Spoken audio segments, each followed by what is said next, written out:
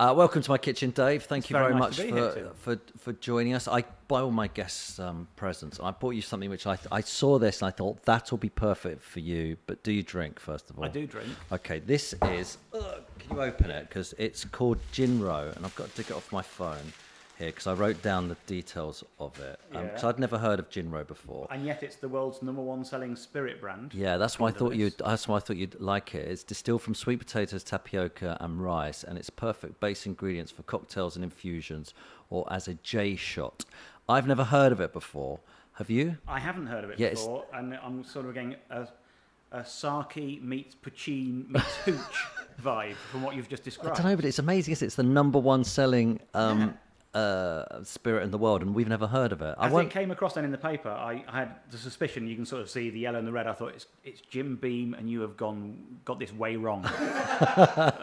But now it's an exciting discovery for the future. Yeah, but I wonder how many other things there are that we sit here in the West eating our whatever we eat and drinking our Coke and eating our Ben and Jerry's, but thinking they're the big products, and yet the #1 selling spirit in the world is Jinro. The world is so vast and populous in other parts of it that lots of things could be huge in Asia, and that would make them the biggest selling. Though, don't you think that when you used to travel years ago, the whole world used to feel like really exciting? Did you do a lot of travelling when you were younger? Not when I was young, no. Oh, right. Well, not as a child. As a young adult, I did. But largely to English-speaking parts of the world, because it was always with work that I was travelling. Right. So I was performing. So Australia, New Zealand, America, Canada.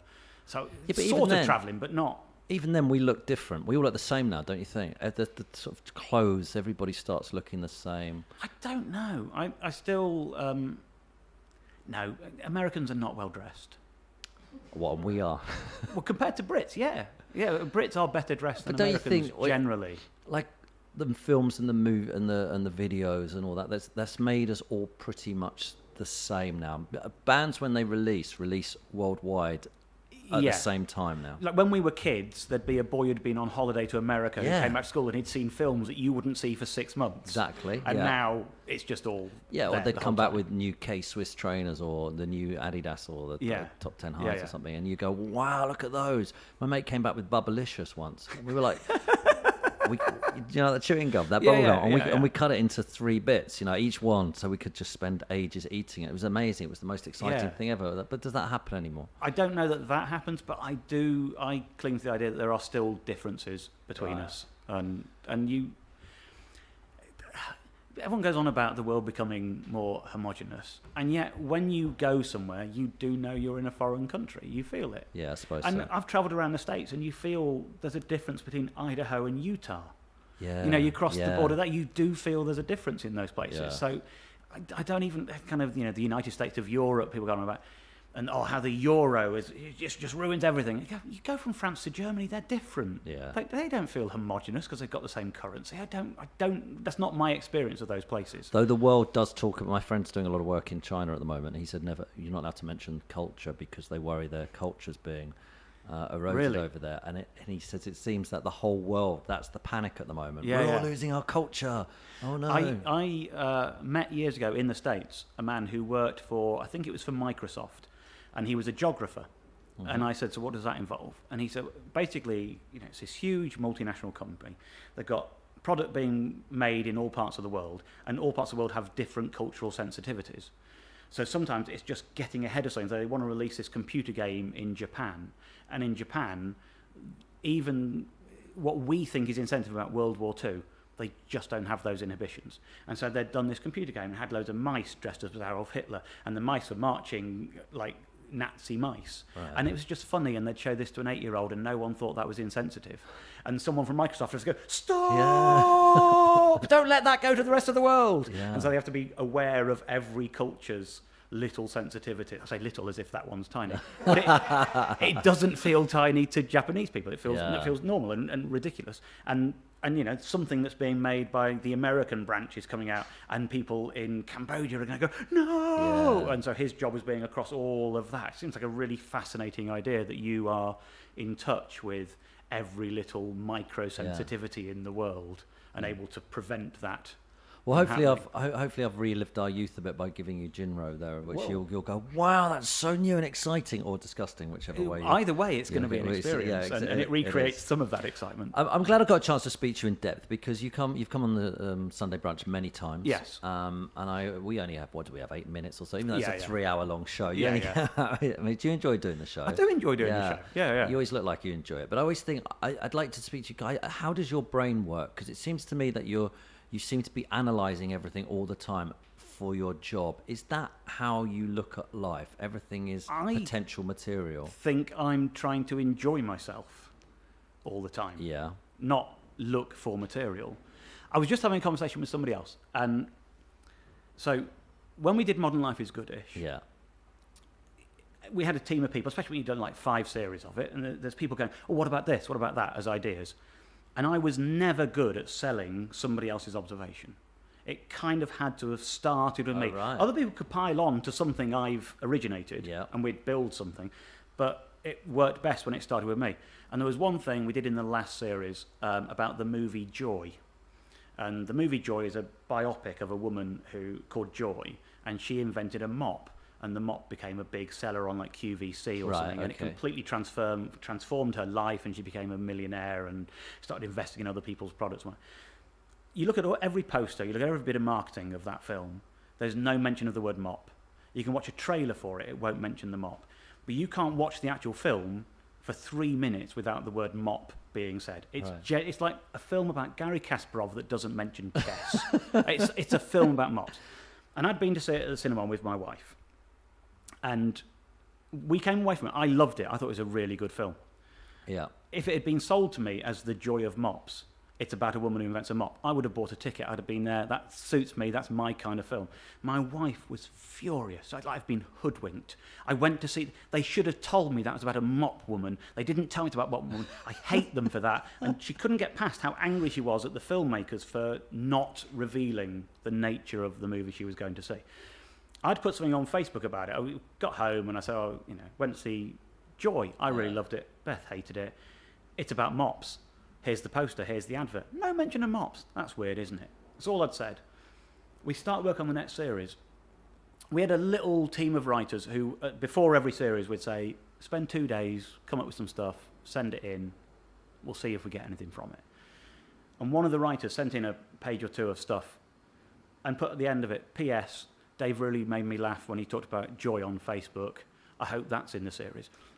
It hadn't even occurred to me there was material in there. It became a 15-minute piece in the TV show. But it took somebody else to go, Dave, that was your idea. Yeah. There's material in that. Yeah. I wasn't thinking of it material. I don't walk around with a notepad. I never write it down. Every now and then I get to a point in life where I need some material, and I start unpacking everything I've experienced since I last had to do that. But I never think about it at the time. I'm never thinking, ooh, there could be something in this. But why did your wife not want to watch a film about a mop? Was it because it was about a mop? It's more that she felt lied to by the producers. Like, if you've made a film and it's about a woman who invents a mop, say it's about a mop. Just say that's what it's about. And I think she might have enjoyed it had she gone in knowing that's what it was about. I found when I used to do Soccer M, because we spent so much time analysing football, and when I was doing Soccer M, it was basically we were just taking apart the game and looking at it in a very strange, a bit like you do your shows, looking at different things. We had the third eyes and all those sort of things. I found myself not enjoying football anymore, because I was just sitting watching it going, oh, what's happening there at the corner? Who's doing what? Or how's this working out? Trying to find material for the show. It took me a long time to switch off and start watching. Harry Hill had a bit of that with TV Burp. He did, where it's like, watching TV is no longer fun. I'm constantly looking at the background. I need to stop. But don't you end up, you just start thinking, what are you thinking about at the moment? Don't you just start thinking about things and they start like burrowing away in your mind? I don't. Right now I'm thinking about how nice your kitchen floor is. Oh, thank you. It's a lovely... Well, you're the only person who's ever come in and noticed that my kitchen floor, I don't know what the expression to say here, that it goes from wood into...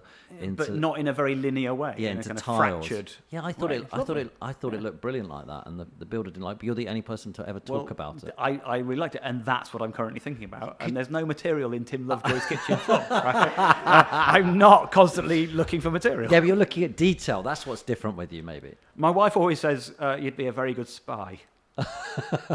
Like, you notice people's number plates and you notice everything as you bump into someone 3 weeks later and you remember that you had one word with them 3 weeks ago somewhere, and like she thinks but I'm never consciously doing that. But do you like getting involved in discussing in detail things with people to analyse? Is that how you get your material on your show? I guess the way it works? Somebody once wrote about me, and I thought it was that I have a good way of making simple ideas seem complicated and complicated things sound simple. And I'd never thought about that, but I thought, oh, that's true. I like that. I do. I sort of overanalyze very, very simple things, and I flippantly dismiss quite complex things. And I don't do that as a sort of, this is my method. That is actually in my nature in some way. And one of the things when we had the first meetings about Modern Life is Goodish, and I sat down with the producer and talked about stuff, I was like, occasionally you're going to see me get really passionate about a subject, and it is important, and you must warn me away and steer me away from those, because that's never as funny. When I start getting quite in my gut passionate about a thing that actually matters for socio-economic reasons, for political whatever, it starts to feel a bit pious, and I feel a bit preachy, and the audience recoils, and they want to see me really care about why advertisers are liars in flippant ways, not in ways that make children fat. Like the minute it's about that, don't have a conscience. Don't have a conscience. It's just boring having a conscience. Just care about people lying and being bad at their jobs. How would you describe Modern Life is Goodish? Modern Life is Goodish. It's basically it's hard work for all the right reasons. I feel so lucky. I'm the only comic I can think of in the last few years who's had an opportunity to do what they do live on telly. People who are good at stand-up, who end up doing tours, when you start off, you do 5 minutes for free. Eventually, you start doing 20 minutes for some money. Eventually, you start doing an hour in Edinburgh, and eventually, you start doing 90 minutes on the road, on tour, in a theatre, under your own name. And they're different skills. The skills you need to do 5 minutes in a pub are completely different to the skills you need to do 90 minutes in a theatre. And people who are good at doing 90 minutes in a theatre actually get not as good at doing a 5-minute little bubble of stand-up. And TV treats stand-up like it's a little thing you can just take off the shelf and have just 7 minutes of. That's what sort of Live at the Apollo is. And I watch Live at the Apollo. I really enjoy it sometimes. And what I'm watching is people doing their single, not their album. It's not the thing they're good at. And I'm really lucky because I'm the guy who got to do albums on telly for a few years. And I'd do 8 albums a year, which is ridiculous. Yeah, but that's what it was. And I don't like the way TV pretends that stand-up is this 5-minute thing, because that's not what you get good at doing. And it's really lovely to have had the opportunity to go, I can flex my muscles and do an hour of a show that leads from one thing to another. What is the relationship with TV and comedy then? Because it seems to me that TV needs comedy more than ever. It's the thing that generates a lot of viewing figures for them. They need comedians. Have we created a comedian factory where we're just trying to get as many of these guys out of Edinburgh? Get them on panel shows. Get them on doing the. I think that's going away a bit. There's sort of fewer new panel shows coming up and fewer of those sort of opportunities. I think, yes, TV needs comedy, but also TV needs great drama. Every now and then they stop making it, and then eventually they start making good quality drama again. And I think like ITV are currently making some really good stuff in that field. What TV needs is good everything. Like there isn't a magic formula. What TV's bad at is formalising everything to make it mass producible. I didn't do any material about it, but I wanted to do some material about it. Sort of didn't quite have enough meat on the bone to go for. But I watched the first ever episode of Undercover Boss, just to see. And the first ever episode is set on a holiday camp. And the guy goes in and he discovers all sorts of problems, and he discovers some stuff that's unsafe in the kitchen. And what he does is he makes his company better. And you watch a later episode and they've put him to work with someone who's just recovered from their drug problem, and at the end he gives them some money to help them in their rehab, and somebody else is having a problem at home, and he sends them and their family away to have 3 weeks together, and it's on the company. And there's no... It's a PR exercise. And at some point, it went from being a really interesting show about a guy who's going to go and actually see what's wrong with the way his company works, to a show where a really rich person can appear to be really generous because they put him with 3 people who need some help. And that's because of TV's need to make it mass producible. Yeah. Because they need to have it be, how can we make 20 of these a year? Yeah. And if it can't go through that cookie cutter, we can't keep making it. And that's the biggest problem with TV for me, is like, I loved Utopia on Channel 4. Brilliant, brilliant series. I love Broadchurch on ITV. Both of them. Was Utopia the one where they had the guy who was just going around killing people? Yeah. Oh, that was brilliant, Petter, wasn't it? And then the guy has his eye gouged out with a spoon. Really that wasn't so good, but really interesting. It was great. Show, yeah, really good. Yeah. And the second series, I felt really disappointed by. And Broadchurch, I think Series 1, I think most people who watched it would go, yeah, Series 1 was brilliant, Yeah. Series 3 was good, and Series 2 was a bit of a letdown. Right. But the problem is going, yes, we like that, can we have more of it? Because in both of those shows, the thing that was brilliant about Series 1 was watching the world that they were in unfurl, watching that little community sort of grow and finding out more about it and the dark recesses in the corners. The minute you go, and now we're still in that world, and you just go, well, now you're just a procedural cop show set in a world we're no longer discovering. I want them to go, we really like that, what else can you do? Not can we have more of those characters? As a creative team, you did a brilliant thing.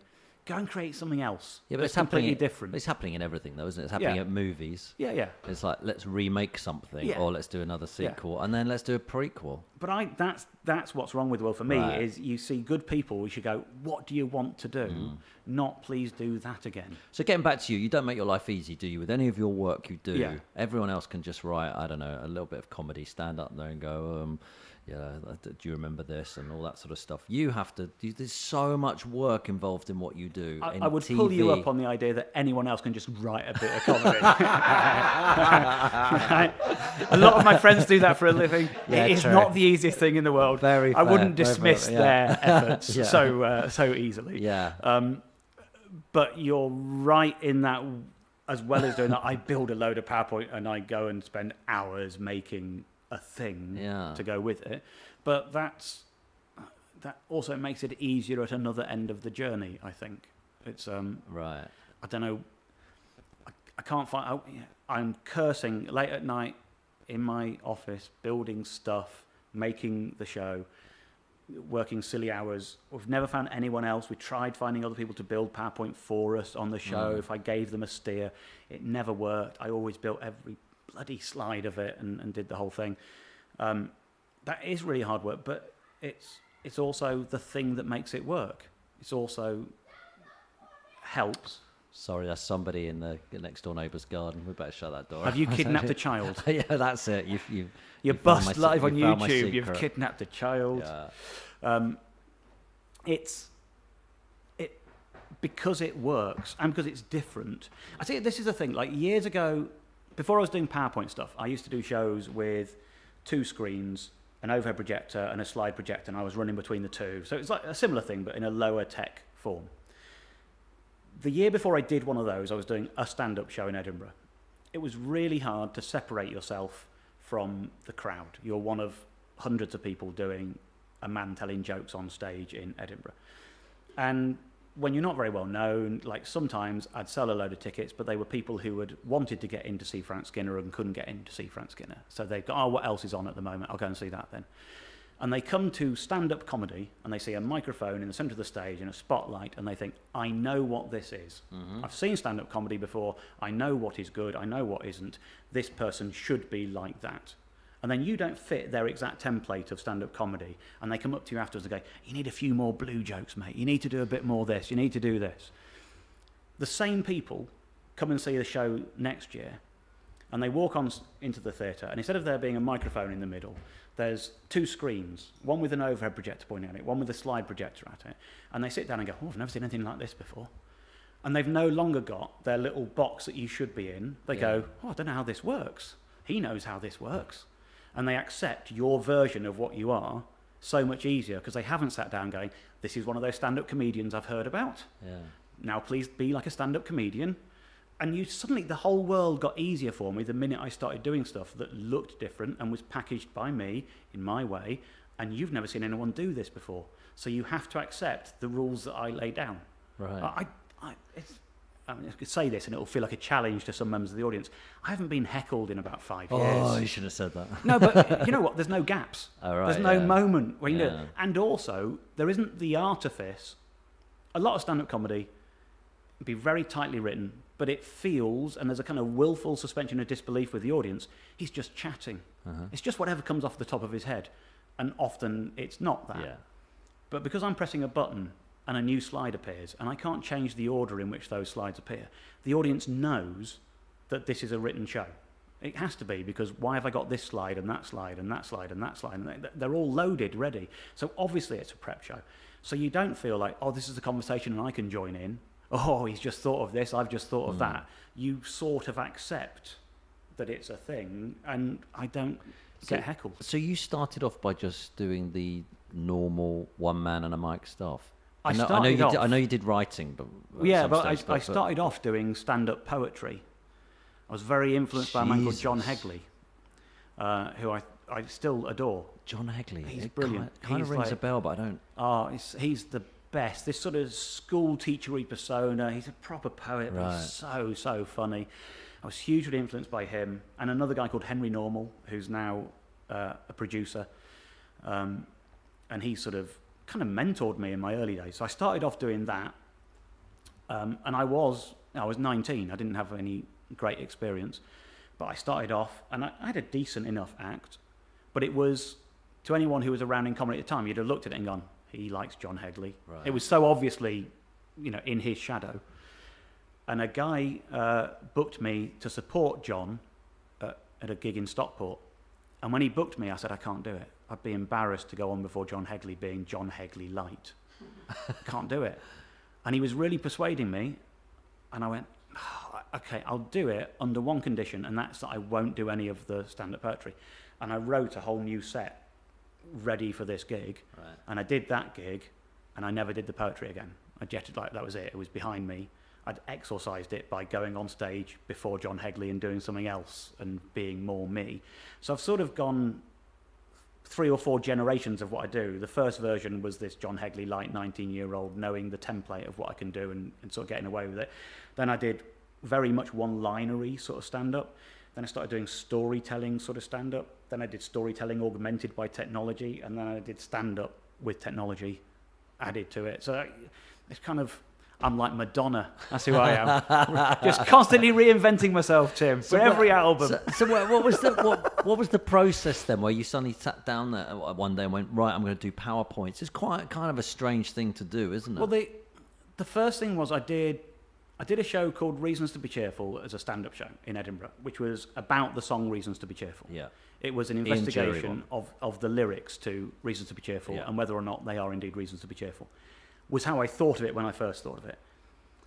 Then the story of how I made the show became the show. I was telling anecdotes about how I'd gone to do the research into it. It was before the days you could look up the lyrics on the internet. Like you could look them up, you couldn't find them. They weren't online. So I was going to the British Library and doing this. And in the very early previews, I was basically going, right, this verse, it's really hard to know exactly what the lyrics are because one person says this and one says this. I went to the British Library and this happened. And that was getting bigger laughs than the jokes I'd written. And that kind of grew and it became this storytelling show about how I made it. And some of it seemed quite far-fetched. And so I was illustrating it with evidence that I was telling the truth. But that was the overhead projector and the slide projector and photos and documents and stuff. And that kind of was like wow, I've discovered a new way of doing this. So I did that for a few years, telling different stories. And then I did a show called Google Whack Adventure, and the story involved screen grabs from a computer.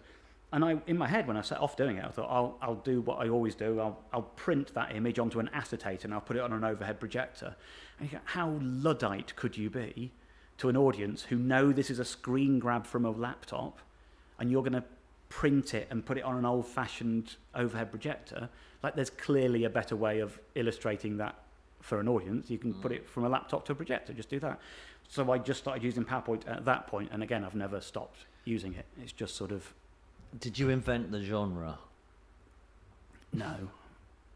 I didn't. People have been telling stories for years. Yeah, but using PowerPoints and acetate and overhead projectors and stuff. Well, no, a primary school teacher invented that. Yeah, genre. But it's a thing. There's a brilliant performer called Ken Campbell who is no longer with us, who did amazing storytelling shows, and had that technology been around when he was doing it, he'd have been using it. He would have been. Ben Miller did a great show about his obsession with Blue Peter, which had lots of slides in it, and that was a thing. People have been doing it for years. Many years ago, I've forgotten about this. Do you know Boothby Graffoe? No. Really good comic, guitar comic. We were both in Edinburgh one year, and we had both written the same joke. It's before I did anything with slides. I was like a young stand-up. And the joke was, we're going to do an Edinburgh show with a slideshow, and all the slides would be pictures of slides. Right. Children's playground slides. That was all it was. Okay. And we were both sort of poo-pooing this current trend for people doing these slideshows, right? And look at what I've become since then. But we were having a conversation, and he told me he'd got this joke, and he was doing it in his show. And I went home, and I brought him 30 slides of slides, because I'd already taken the photos. I just hadn't got around to putting it in a show yet. Right. I was like, you might as well have these. I can't use these anymore. So you might as well have them. Have some more punchlines for the thing we both wrote. So that was at a time when I was thinking, these pretentious guys with their presentations on slides. And now I'm the most pretentious slide-based comic there is. You just discover something around every corner. But I'm telling stories with the technology that's currently available to me, and I don't want to take too much credit. It's sort of gone mainstream, though, hasn't it, now? Ricky Gervais's last Netflix special, he starts pulling out tweets on a big screen and stuff like that. So, that's one of the big shows, Ricky Gervais. Yeah, huge, both sides of the pond, and he's doing the same sort of thing. The thing that seemed odd to me when I first did it, you get these sort of a reaction not from audiences, from critics. Like, oh, isn't it modern? Oh, he's using Twitter, isn't it? Isn't it modern? Oh, look at him. And if you watch the stand-up, say, I went down the shops the other day, I bumped into a guy in the street, and he said this, and I said that, and he said this, and I said that. You wouldn't think there was anything odd about that. And it's actually, I don't think there's any difference between the online world and the offline world. If anything, that's where some of the comedy is, in the people who don't have the same boundaries online as they have offline. But actually, we should all just behave with each other the way we behave with each other. And it's a myth that online is different somehow. It should be a myth that online is different somehow. You should just have the same courtesies and the same way. And all showing those sort of tweets and things on a screen is recounting one of those, I bumped into bloke and he said this and I said that. That's fundamental to stand-up. And to me, that reaction of, oh, isn't it modern, seemed really peculiar, because I just think, no, that's what stand-ups do. Yeah. And a conversation in public is just another conversation. That's all it is. And I think that's a healthy way to be. I think if I was going, and look at me being all modern, it wouldn't go over quite the same. You talked about writing the same joke as somebody a minute ago. I used to love hearing the stories of comics who used to accuse each other of stealing jokes. Yeah. It used to make me, there's a very famous one, I'm not going to go into it now because I might have got it wrong, but one of the comics was getting so angry with people stealing his jokes, he used to go to other people's gigs and at the end try and fight them if they were stealing his material. I've certainly heard of this happening. Did it used to happen in the circuit? And there must be occasions where people are writing the same joke. There must be subjects which come around, everyone thinks the same. There are, and sometimes things are just too coincidental. But sometimes you would be amazed by a level of coincidence. So many years ago, maybe my first Edinburgh, I was doing a gang show. I was hosting a show with 3 other comics. So it's like my first year doing Edinburgh properly, trying to find my feet. And it's impossible to explain the joke, a building visual joke as a runner through my set, which was great if you're hosting, because I could do one bit of it before the first act, and it's a building joke. But the punchline at the end of it was this velvet roll about yay big with some teaspoons sewn onto it. I can't possibly explain why that was a funny prop, right? But it was a funny prop. Okay. And because it was a part of my regular club set, and at those days you're on the circuit, you're working with 3 or 4 different people every single night, there wasn't a comic working in Britain who didn't know that velvet roll with teaspoons on it was a punchline from my thing. And somebody else got a review.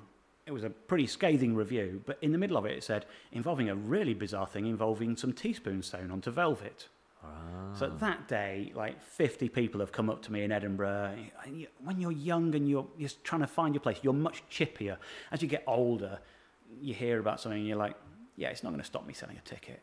I'm not too troubled by this. When you're 19, when you're 20, when you're 23, when you're trying to become a success, the idea that somebody might stand in your way by stealing your stuff really gets you. So I was getting quite cooked up about this coincidence. It's like, guy with velvet with teaspoons on, come on, what are the chances? So my girlfriend went to see his show that night. I couldn't say it was on at the same time as the show I was doing. So she went. Long story short, it was a completely different joke, right? Just two people with punchlines involving teaspoons sewn on velvet, which is bizarre. Unbelievable. But even worse, he's on stage, he's doing his show, he's got an audience of 3 people, and he's tanking. He's having a really hard time. And in his defence, I would say, if you've got an audience of 3 people, you're almost certainly tanking, even if you're God's gift to comedy, because that's a tough, tough crowd in any size room. And he stops partway through the show and goes, oh, guys, look, this obviously isn't working. And I'm going to be honest with you now. You think I've got an audience of 3, but this is my friend, Steph, who comes along to help me. So really, I've just got an audience of 2. But also, one of you is a reviewer. So which one of you is it? It's me. You go, right. So actually, I've got an audience of 1, and it's you. Why did you buy a ticket? And the correct answer was, I've come to see if you're stealing my boyfriend's material. Which obviously she couldn't say. She just went, oh, I read a review. I thought it might be like, just like try to cover it. I want to see the spoons joke. Because that would be the biggest kick in the balls you could possibly give a performer. But once you know that, you've got to be alert to the idea that coincidences can happen. Yeah, but I love the idea that Johnny Vegas was saying the other day on this podcast. He was saying comedy's too nice at the moment. He's a bit worried about it. Yeah. Everyone likes each other too much, and there's not enough. I don't know. There's not enough aggravation between all the comics. I suppose. Is it too nice a place out there, or is that a nice place to be? I think generally there is a great deal of empathy between comics. I think a lot of comics learn to appreciate and like people they wouldn't necessarily have liked if they hadn't become comics themselves. Yeah. And you start seeing the workings of stuff, and you do gigs with people that you wouldn't have necessarily bought a ticket for. And I always hated the kind of, there are some, what I would think of as meat and potatoes comics who have a really tight 20, they can work any room, but they'll never write an hour, they'll never do anything special. They're really, really solid 20-minute comics. And they'd be dismissive of what they see as arty, airy-fairy, Edinburgh, doing a thing about bloody elves and pixies, ridiculous. Couldn't do the Comedy Store on a late show, as if that's the goal for us all, to be able to do the Comedy Store on a late show, as if drunken people on a Saturday night are the audience we're all desperately seeking. Yeah. But there are other comics who are also meat and potatoes, 20 minutes, storm it, any club, any audience, any night, who love the airy-fairy, arty people doing art centres and doing creative, weird stuff. And I like those people so much. And I think most of us arrive at that place of going, God, I didn't know you could do that, but that person does that brilliantly. And the people I like are the ones you go, nobody else could do that. Like, there's so much of them in it that no, you couldn't lift that, you couldn't steal I suppose it's such a tough living, really, because you're out on the road constantly and you're writing material. You've got to keep coming up with new material. It's a tough gig. I suppose there's the appreciation for each other there, whatever genre of comedy you're in. I think you sort of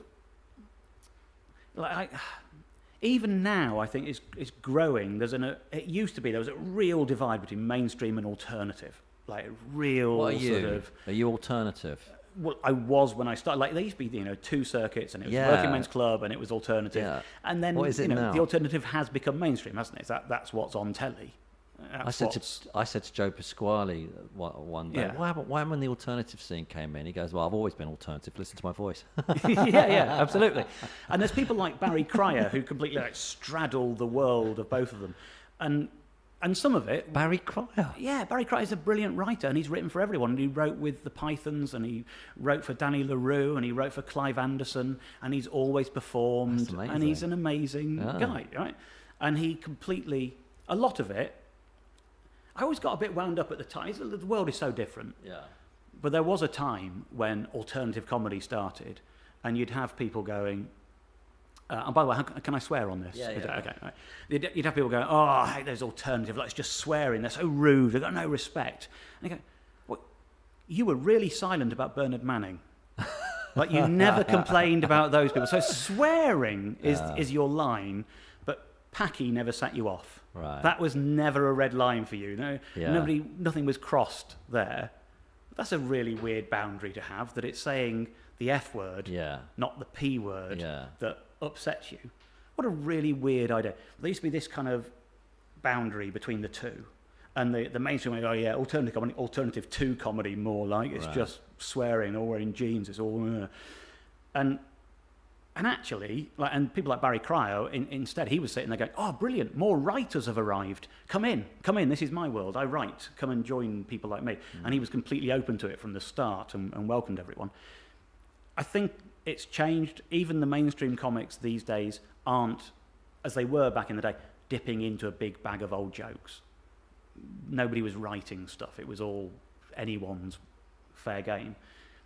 And now I think there's a great deal of respect across this fictional boundary, and a lot of people have got a lot of time for old school performers and think they had a lot of skill and they brought a lot to the table. And the really truly funny ones weren't just saying some old jokes. What happened in the world then? Because comedy just got dull, had it? It just ended up with people with a microphone going, "Not so my mother-in-law's fat," sort of thing. And then the alternative scene came from nowhere. Did it just sort of arrived? And I can't claim to have been there at the very start of it. I don't know, but it's sort of, there's a kind of punk version of it. I remember my brother getting really excited. My brother was sort of a punk and stuff, and he was older than me, and he'd gone off to see Alexis Sale. Yeah. And he came back, and I was like, "What's it like?" They'd all gone off and gone, "It's just the most amazing thing you've ever seen." Yeah.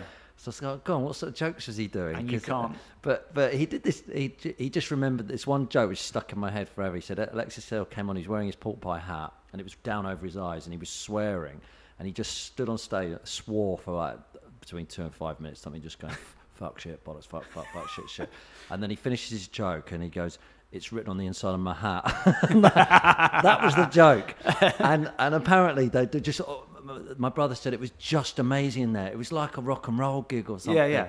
And I think they'd created that atmosphere, hadn't they? Yeah, and I think there's there's a really healthy period of post-war comedy of incredible writers. It's not like all comedy used to be a load of old jokes. We also had Spike Milligan and Dennis Norden and Barry Cryer and loads of really brilliant people creating stuff. It sort of stagnated for a while, where a comedian came on and told you some jokes that you could read in a book. Yeah. And obviously some of the racism and sexism and whatever was offensive, but I think that would have gone away anyway because the world was changing. I don't necessarily think that alternative comedy got rid of that or swept it aside, or that was the main motivation. The main thing that was exciting about supposedly alternative comedy coming along was that it was original, that it was that person's point of view, that it came from you, that you couldn't necessarily go to work the next day and quote the jokes at someone and get anything, that you had to have been there or whatever, and that felt really exciting. I think, if anything, at some point, some of the isms have probably crept back in. But that's. Where were you in when you started doing your writing career? Then had you been quite successful on the circuit, and then you? Not really. I was in Manchester, so I went to university in Manchester. I started doing comedy at the end of my first year. I dropped out at the end of my second year because I hadn't gone for a year. I just got so in love with and pursued comedy so hard for a year. And at the time, there was no real scene in Manchester. There was one weekly gig in a pub in Chorlton called The Buzz, and the guy who ran it would put you on twice a year if you were lucky. But if you did it and tanked, he'd never have you back. So as a local, you had to travel to work. There wasn't a kind of scene like in London where there were like 50 gigs and you could sort of keep rotating between them. You had to go. And I was being kind of mentored by a guy called Henry Normal, who was a really successful performer at the time, and he would say, I'm doing a gig in Northampton tonight, do you want to come with me? There's a guy in Leicester, I've told him you're good, I'll put you on for 10 minutes, give you 30 quid, is that all right? So I was getting in his car and doing a lot of road gigs with him. And then they started doing a weekly new material night in Manchester, because there was a few performers who lived there. We had Steve Coogan, John Thompson, Caroline Aherne, Henry Normal, a double act called Brute Farce, a guitar act called Bob Dillinger, and they were all like, we're going to do a new material night every week at a club called Band on the Wall. And I was knocking on the door of the promoters going, can I join in? Can I do some? And they went, no, Dave, you're too young. You've only just started. You need to have some chops to do new material every week. 3 weeks later, they're calling me up going, not everyone's written something. Do you want to come down? Do you want to come and help us? So I'd go down and joined it. And this is what I loved about Manchester at the time. We literally had one of every kind of act. If you accept that male and female fall into two different genres, which they don't really, but sort of they do in terms of people's perception, maybe. So we had a comic poet in the shape of Henry Normal. We had a double act doing sketches in the shape of this group called Brute Farce. We had a musical act called Bob Dillinger. We had a character act called Steve Coogan. We had an impressionist called John Thompson. We had a female act called Caroline Aherne. And I was the only person who was a straight stand-up who just was doing some jokes. But there wasn't room for two of anything. But it also meant there was no real competitive edge and everyone was helping. And everyone was very supportive as a new person. It was like the best world. What London comics told me was in London, it was so, don't talk to the open spot, don't talk to the unpaid guy, you might get dragged into his world, you're better than that. And no one was very helpful, and everyone was kind of fighting and elbows out, fighting for their place. And in Manchester, it was like, well, there's no gig in town anyway, here's some phone numbers, here's who to speak to, I'll put in a call for you if you like. Everyone's really helpful. And no one felt threatened by anyone else. And Steve Coogan said, oh, do you want to, I'm doing the Royal Variety performance. Can I have that joke? Do you want to write a little bit with me? And gave me a little bit of writing work. And Caroline Aherne got a TV show. And they were all sort of ahead of me by a few years in their careers, by quite a few years in their careers. And Caroline Aherne got the Mrs. Merton show, and she was writing it with Henry, one of the other acts. And they were like, they did a pilot, and they got the series, and Henry was like, we've got three of us doing this. It was him, Caroline, and Craig Cash. It's like, we need somebody else. We need somebody else in the room to write a series, and I got onto that. But it was all because I was just in that little gang. And how'd you get on? Did you write some of the classic lines? I didn't write the classic line. I was there when Caroline wrote the classic line. Did she write that? It was one of like, just you knew a bit of gold had landed. Just, oh no, you could sort of ask him something like this. What first attracted you to the millionaire Paul Daniels? And we were, yeah, that's that episode sorted. That's the guy. Like, you knew it was a magical moment. That was so good, that show. I wrote my favourite line from it, which probably isn't the best line, but it was a line I wrote as an intro. It was just one of the intros. It wasn't one of the interview questions. It was my first guest this evening appeared on the Michael Parkinson Chat Show more often than anyone else. Ladies and gentlemen, Michael Parkinson. That was one of them. That's good. And did you write on the Fast Show as well? I wrote a tiny bit on the Fast Show. The truth is that very much gilds my CV slightly unfairly. What happened there is that Caroline was making Mrs. Merton's show. She'd already done the Fast Show. Yeah. She absolutely adored Paul and Charlie from the Fast Show. She would never walk away from the Fast Show. She loved it. But she was really busy making the Mrs. Merton show, which had become, it went from like late night BBC 2, primetime BBC 2, primetime BBC 1 in 3 series. It made these kind of quantum leaps. It was a really big deal, and she was really consumed with making it.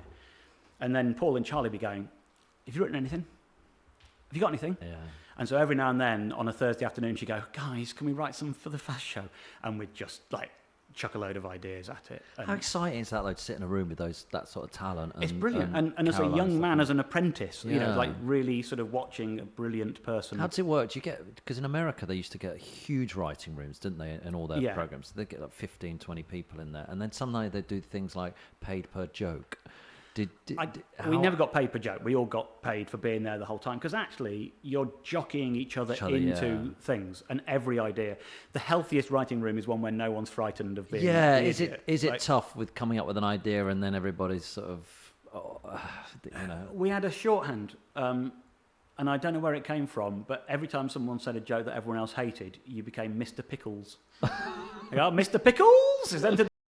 You were just dying for somebody else to take over and be Mr. Pickles. You're just like, please let somebody else be shit for a moment. I don't know where it came from. I've no idea. Who would decide who was Mr. Pickles, though? Who would decide if it's a good joke or a bad joke? The ultimate arbiter was always Caroline, because it was very much, as it should be. The performer, the person knows whether they can inhabit the joke and sell it. When at the Soccer M, because we used to write gags for Soccer M, we used to all sit around, type of a writing room, I suppose, but it was just us trying to write nonsense for the show. And if anyone came up with a bad idea, I used to go, Fenners, what do you think of that one? And then Fenners would go, Joe, and then pass it around forever. And that was the way we sort of let someone down easily. I think some of the idea of these huge writers' rooms in America is slightly misunderstood. Is it? I think so. I think they're more authored than you imagine. There's nothing as authored as like John O'Sullivan doing Only Fools and Horses. Like John Sullivan doing Only Fools and Horses is, he wrote every episode and every line of that show. There's nothing like that maybe in the States, but they're making the whole economy of an American sitcom is different. So the reason things get cancelled after 4 episodes is they've realised it's not going to make 100 episodes. Like, you sign on for one, and then you sign a contract that says if they want to keep making this, you're signed on for 7 years, and they keep pushing it. But that's because they don't turn a profit until they go into syndication, and they need to make 100 episodes to reach syndication, and they're losing money until they hit syndication, and then it's a gold mine. So anything they think isn't going to go all the way, just pull the plug and get out. But when you're setting up to make a series and you make 26 episodes, you can't get one person to write 26 episodes. So you have teams of writers, but I think there's always a head writer, or there's an episode will be written and created by one person or by 2 people or whatever. But what they do have is people on set, and there's things like Roseanne goes from the stove to answer the phone, and they go, right, we need a joke. Like, that's 20 seconds without a joke. Who's got a joke? Yeah. And there's 20 people whose job is to try and think of a funny thing to just cover that moment where she goes from there to there. And it's adding to a story that's been crafted by somebody else, I think. Well, when you watch something like Parks and Recreation, which I loved, it changed. All the characters changed from series 1 to series 2. They all their roles changed and what they were. And obviously the writers were going, this isn't working, let's change that character. So by the end of it was perfect. It was so funny. But it was funny, there's like a curve of the characters and you sort of that sort of happens in soap operas more. Yeah. Where a guy turns up and he's meant to be the baddie, but actually it turns out the audience really like him, so we now need to soften him and have him have a romance and do something else. And and they're very malleable personalities in soap operas because of the need to kind of keep things going forever. Do you ever watch Jerry Seinfeld Comedians in Cars Drinking Coffee? I have watched it a bit. Because I'm obsessed with it. I watch it all the time. What I love about it, he obviously studies comedy a lot and loves it. I reckon you're that sort of person. Are you very analytical? Have you studied the joke? Do you understand how it all works? You try not to dissect the frog, because then it dies. and there are books going, this is how to write jokes, take this, take this. And sometimes you can go, oh, I wrote one of those, but I can't do it forwards. I can't go, this is my process, I'm doing this. Right. So you realise after the event that sometimes you've hit a template or whatever. Yeah. I can't analyse it that much. Because he tries to write with people when he's talking to them. He tries to, and they try and find each other's. And every now and then it's just this beautiful thing where he'll take an idea and go, why don't you just do it this way? And you go, and then it works. And you go, wow. But there's a thing sometimes, and this is what was lovely about writing with Caroline, is I was trying to write jokes that worked in the mouth of an elderly Mancunian lady played by a young Mancunian lady. Yeah. And at no point were going, oh, that's a shame, I could have used that, right? It was of no use to me, right? So it was really freeing your brain, and you go, I can think about this person. And often that's the thing, like Seinfeld and Chris Rock can sit down and talk about how they'd do something, but ultimately they would do it differently. And if they wouldn't, there's probably something not quite right about it.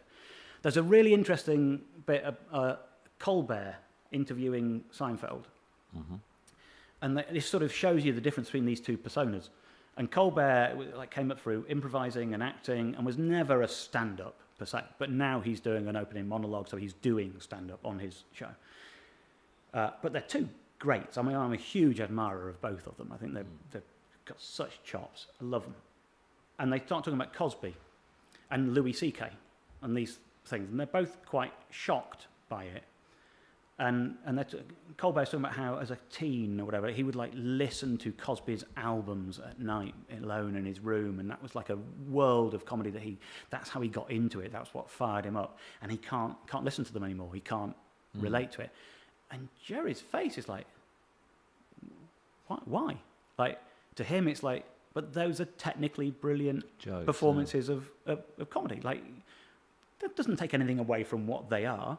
And suddenly, it's really weird on a show like that where you imagine it's being produced, and there's this real moment of, oh, you didn't think he was going to react like that, and this wasn't where you thought the interview was going, and they don't know how to handle each other. And it goes to a break, and it comes back, and Seinfeld has changed his mind, which is even more interesting, and decided that actually, you have to like the guy, don't you? But he's so analytical. You know, he thinks about the nuts and bolts of the joke, and he's not thinking about. Do you think he was told by? I don't. I actually think I don't. I genuinely don't. I watched it a lot, and I came to the conclusion he was being sincere, that he had been made to think about a thing that he just hadn't given house room in his head to before. We're going to lose everything now, though, aren't we? Because nothing's PC. So we're going to lose a lot of old comedy. None of it fits the new remit, does it? None of the sketch shows can work anymore. None of the sitcoms are really going to. I mean, they take Friends apart now. They're saying that's not. They do, and yet it's the biggest show on streaming for millennials. But whatever, I mean, we're going really quickly down that. I was having a chat with Mark about this earlier. We're going so quickly down the change that I think a lot of stuff is going to be lost now. I think society changes. I think it's rapid at the moment. It is. It's rapid, and also everything is preserved forever. Like, you can look at bits of Python, and there was some racism, and certainly some homophobia, or whatever. If they put the Yorkshire sketch out now, everyone would be going, that's disgusting. I don't know about that one. Well, the press would. Do you think? And an MP somewhere would. Yeah, I suppose but so. the public wouldn't care. I can't imagine. No, I agree. But there'd be outrage on the internet enough for the BBC to go, well, we're not going to do it. Or there's a thing, and this might sound awful. People might decide that I'm hugely wrong about this. There was a thing that used to be on YouTube. It's no longer on YouTube.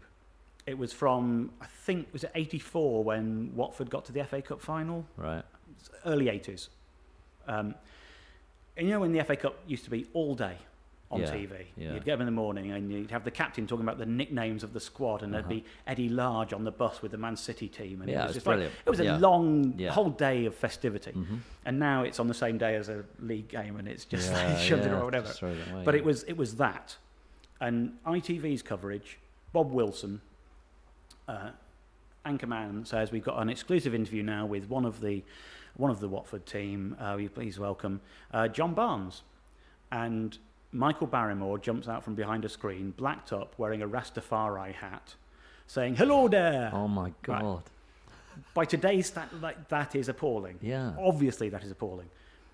But you couldn't get more mainstream in TV than FA Cup final day on ITV. Clearly, at that moment in time, most of society did not think that was wrong. Yeah. Most of society accepted that as comedy and fine. And the person I feel sorry for is Michael Barrymore, because he was a product of his time. At that moment in time, that was deemed acceptable. Very, very few people are leading society's thoughts. Most people are a product of society. And they've been told this is acceptable, and they means no harm. He's not doing it with malice. Yes. He would look at it now and go, "Oh God, that's awful. It's like church. That's horrendous. What did I say?" But it's on YouTube. Luckily for him, it's no longer on YouTube, because I don't want him to meet more opprobrium for something like that. I think it's good that we've stopped doing that, but also, you can't hang someone out to dry for something they said in 1984 that we all thought was okay in 1984. It's context. And that's the thing. We all thought it was okay. But that's what's happening at the moment. People are being taken apart from historical things, which some are obviously right when they're to do with sexual harassment and stuff. Yeah, but some of the things are slightly out of context. There's always the thing of Parkinson. He had Jim Davison on again, classically doing chalky jokes and sort of homophobic. And in the first episode of Parkinson, he opens the show by doing a joke about Pakistanis. Does he? Yeah. Which is, again, it's of the time. Right. He wouldn't dream of doing it later on, and nor should he. And obviously it was wrong. But if everyone thought it was right at the time, you can't blame the person who's kept on camera doing it. When the truth is, our parents laughed at racist jokes in the 70s, and they wouldn't laugh at those jokes now. And they're not getting condemned for laughing at them in the 70s. The person who told them is. And I think society moves on, and we've got to drag everyone with us. And the people who refuse to get dragged, take them apart and tell them they're wrong, by all means. I think that's the fundamental problem with all the comics and all the presenters and all that everybody else is when you get called out, you've got to go, I'm sorry, I'll move on. It was right at the time. But I think what happens is people get protective over themselves, don't they? And they start going, no, I'm sorry, everyone knows I'm just being of whatever I'm being, and they're not moving quick enough, and they're not seeing it happen. Yeah, I went to see Bernard Manning once because I lived in Manchester. Was he like? It was foul. Right? It was absolutely horrendous. But were you seeing him at a time where you were allowed to be foul, or you were times have moved on. Right. There are lots of comedians of his generation who moved with the times. Yeah. I think almost one of the worst things that can happen to you is huge success. Right. That people who get a Rolls Royce and a big pile of a house get trapped in the morality of the time that rewards them the most. Yes. Like Mick Jagger's sexual morals are the morals of the 60s because the 60s made him, and so he can't see what was possibly wrong with the 60s. And society moves on, and he can't move past that morality because that's what made him. And I'm not saying this, again, it goes back to that alternative mainstream thing. I don't want to start a fight with people who love Bernard Manning, and he was a great teller of a joke, and all of that is true. But myself and a friend went to see him in Stockport. Part of his defence was always, I make jokes about everyone. Always. Yeah, that's what he always says, yeah. And he didn't. He didn't make jokes at the expense of white working-class Mancunians. Yeah. They were always the salt of the earth. And he'd tell a joke which started as a block of flats full of packies, and it's on fire. And he'd get a round of applause for the setup to the joke.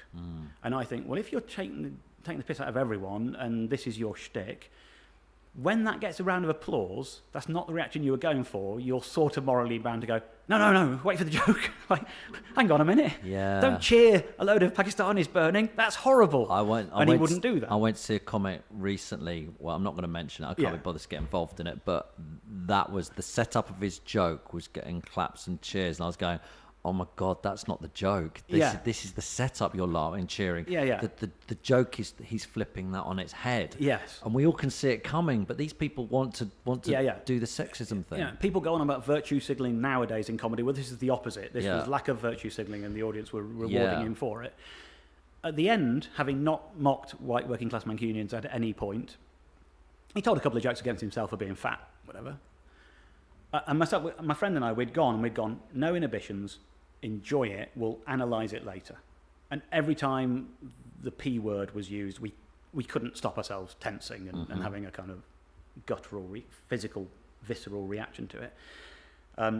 But at the end, he did a little sort of avuncular speech saying, I really appreciate you coming to see Uncle Bernard tonight. And I know it's a lot of money for a lot of you. And I'm going to help you out here. And he gave you a horse racing tip for the 3:30 at Aintree the next day or something and said, Uncle Bernard knows. You put £5 on that, you've seen me for free. One last thing, keep your friends white. And walked off. And you can take every argument about I have a go at everyone. You didn't. And the last words you said were, keep your friends white. Now, I know loads of people who love him. I know loads of people who knew him. I know people who said he was very friendly to everyone. He had black members of the staff. All of that may be true. My experience of his show that night was that it was fundamentally racist. And it wasn't jokes. Some of it was just, we're cheering at how much you hate someone. And literally, that was what the audience were applauding. And he wasn't stopping them. The problem for him is he became so huge and so known for it. And he kept pursuing... Who was the audience, though? It was the Davenport Theatre in Stockport. This is the thing I think, and people go on about. when people want there to be more bitchiness and cattiness in comedy, stuff gets said about Michael McIntyre and Stuart Lee. Oh, how much they hate each other, or how much their audiences disdain each other, or whatever. The truth is, there'll be people the same people will go and see. And I'm sure people who went to see Bernard that night, I think a lot of people went to see him almost as a museum exhibit. Like, oh, we've heard there's this guy who still does that stuff. That'll be weird, won't it? And they'd go for that. I'm not for 1 minute trying to take away some of his skill. And actually, I would go, he arrived at a time in which that was how it was done. And if that's how the whole world, if that's what audiences thought was morally appropriate, then that's sort of fine. The trouble is, he got trapped in it. Other comics from the same age didn't get the Rolls Royce and the big house, stayed as working comics at the coalface, constantly going, and they stopped doing some of that stuff because they had to survive like that. Whereas he could only survive by being that, because if he didn't deliver that, he wasn't being Bernard Manning. So I don't know what he thought of himself. I don't know. So it defines you, and that's the problem when your comedy defines you, because you don't know how to move on to the new. And that is why I keep reinventing myself like Madonna. I don't want anyone to think I'm saying I'm better than Bernard Manning at what I do. I think people do different things, and he did his thing. Yeah. But I think it ended up being 20 years out of time, and saying, well, it's a shame that's gone away.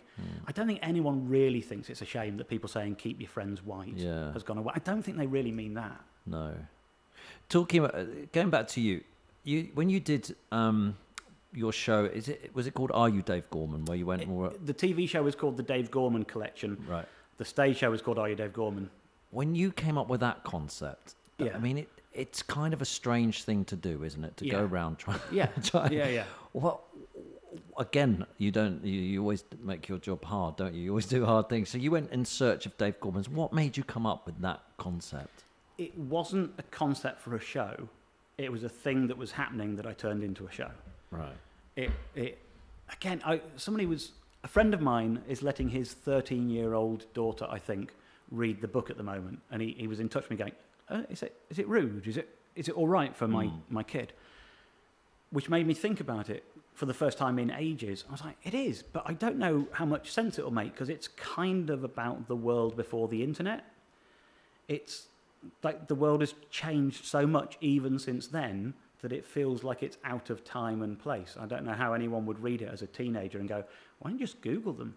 Because that sort of wasn't how we did things then. And it's not that long ago. It's moved quickly, hasn't it? How old's the iPhone? It's not even that old, is it? It's only 9 years old or something. I don't know. But it's of its time. And like the internet existed, but it just wasn't your go-to thing, and it wasn't as full as it is now. Everything wasn't there. And I had got an email from someone saying, did you know that the assistant manager of East Fife Football Club is called Dave Gorman? And I was at a lock-in in a pub, and I recounted this to a friend who said, nah, you're making it up. And we got up, we left the pub and went to King's Cross and got on a train to Scotland and went to an East Fife game.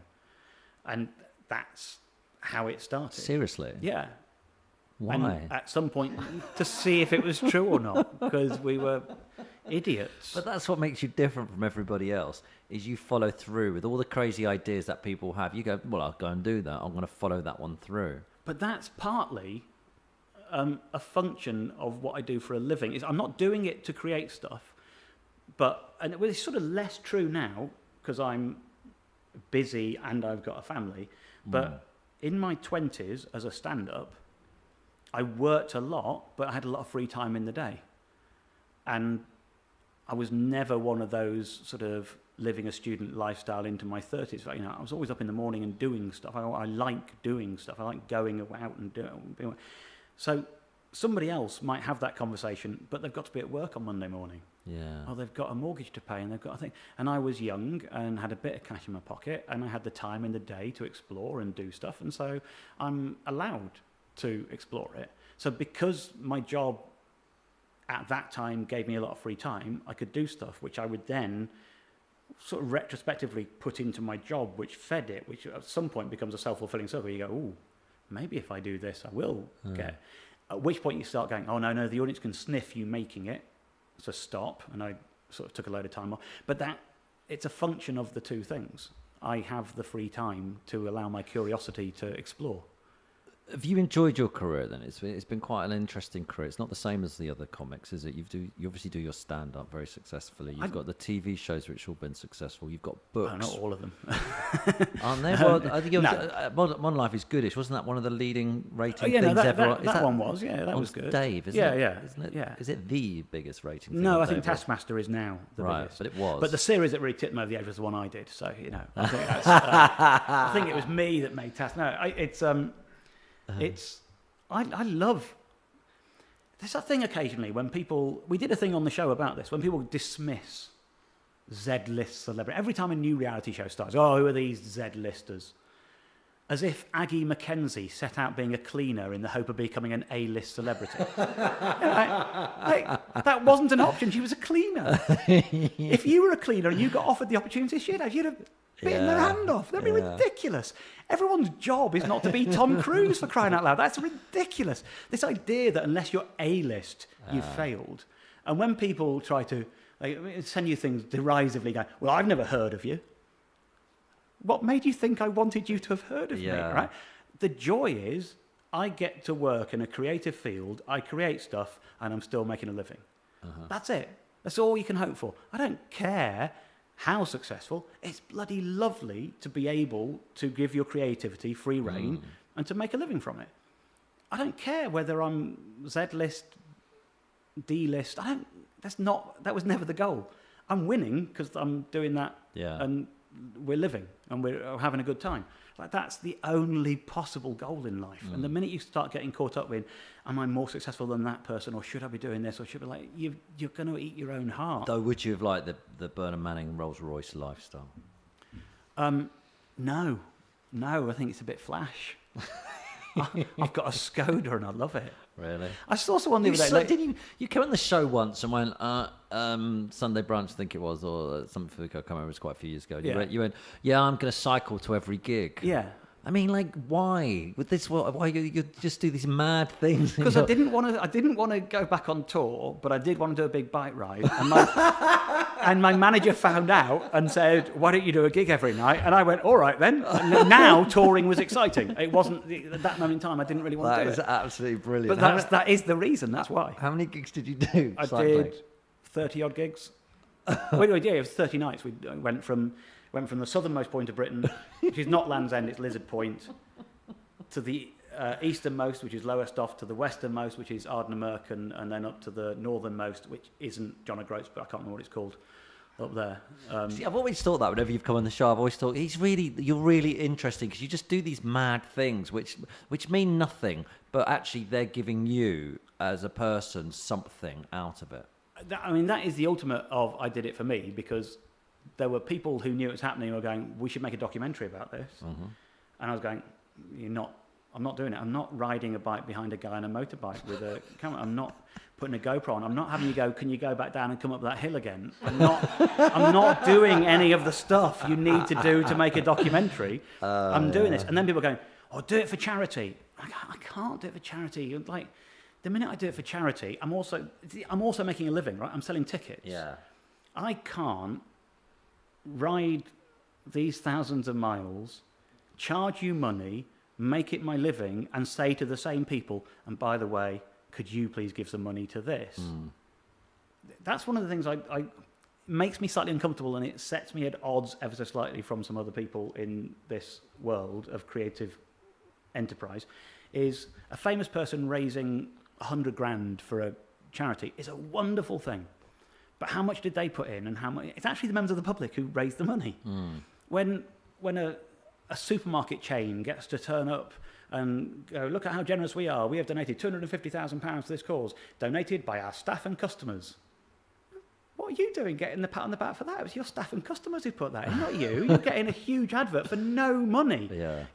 I find that slightly uncomfortable, and I couldn't say, please buy a ticket. This is what I do for a living. And also, by the way, while you're here, put some money in a bucket for something else. Do that if you want to, but I can't. That's how companies work now, though. Every company has to have an affiliation with a charity. It's. I was working with one not so long ago, and they was like, "Have we decided which charity we're working with yet?" Was the conversation? Yeah. It's kind of a. And I'm perfectly happy for them to work with the charity and to do stuff tonight. It's we deserve the pat on the back for raising this when. Yeah, how much is charity and how much is publicity? Yeah. So with great PowerPoint comes great responsibility point. Which is worth calling it that just to watch you do that read, Tim. I mean, that's made me very happy. It's really successful. Yeah. You're adding more shows all the time. Yeah. It's gone from 26 to 62 or something like that. You set off with the idea of just doing 26, or you set off with the idea of extending constantly? We set off with some venues going, we think we might want 2, but we're going to book 1 now. So please leave that date in case we can do 2. And is that how it works? Some of them do. Some of them do, yeah. One after the other in a venue sort of thing, or you have to go back there. No, well, this time we're being a lot more organised. Normally, you end up going back there, right. But this time we started off with 1 night on sale in Manchester or Salford, and we've now got 4 nights on sale in Salford, and they're back to back. And the joy of touring, where you can actually stay in one town for 4 nights, is I'm looking forward to that. How does that feel though when you book 1 night and get 4? I mean, it must feel amazing. I think we booked 1 thinking we might add a second. I wasn't expecting to add another 2 on top of that, and I think there's actually now another one in February in that room as well.